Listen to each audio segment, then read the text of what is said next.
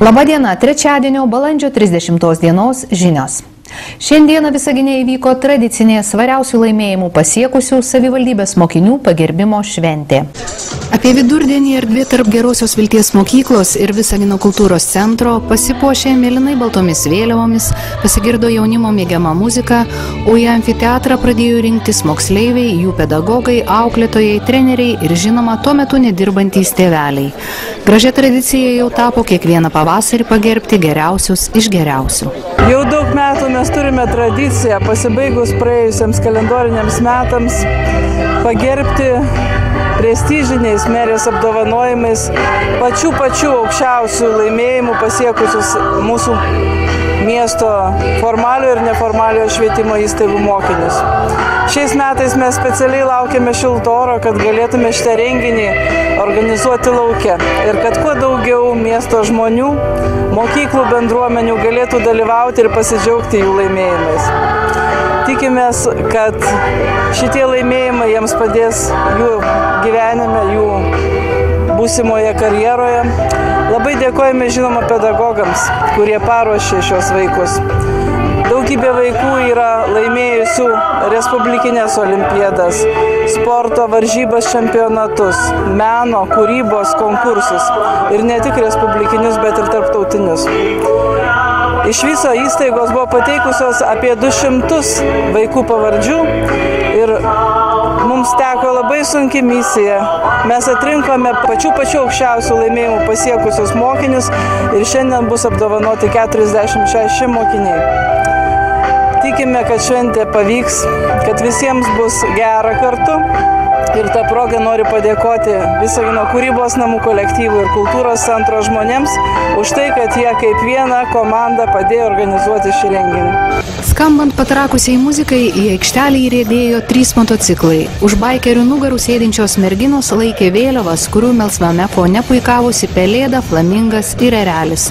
Taip renginio režisieriai norėjo pristatyti 3 sričių – mokslo, meno ir sporto simbolius. Nieko nelaukus, įvairiaspalvė jaunimo grupė tarsi vizitinę kortelę pristatė smagų šokį.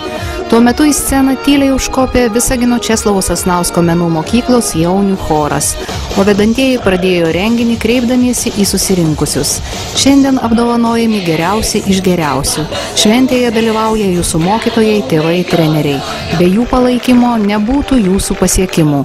Pirmą kartą šis renginys vyksta lauke, nes norime, kad garsas apie jūsų pasiekimus sklistų plačiai. Buvo pristatyti šventėje dalyvaujantis Visagino savivaldybės atstovai.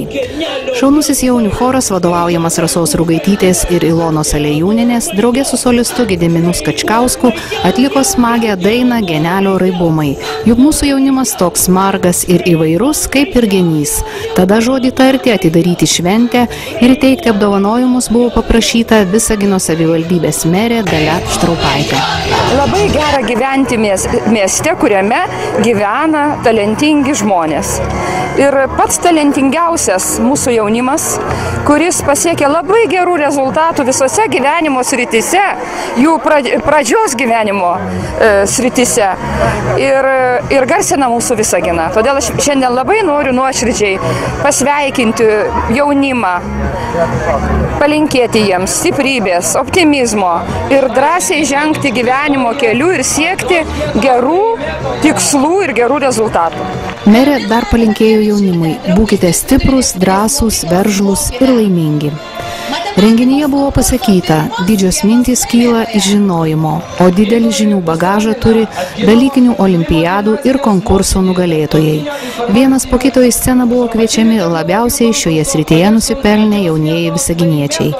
Jiems savo šokį dovanojo nepakartojama šokių grupė Funky Nice, vadovaujama Andrėjaus Žuravliovo.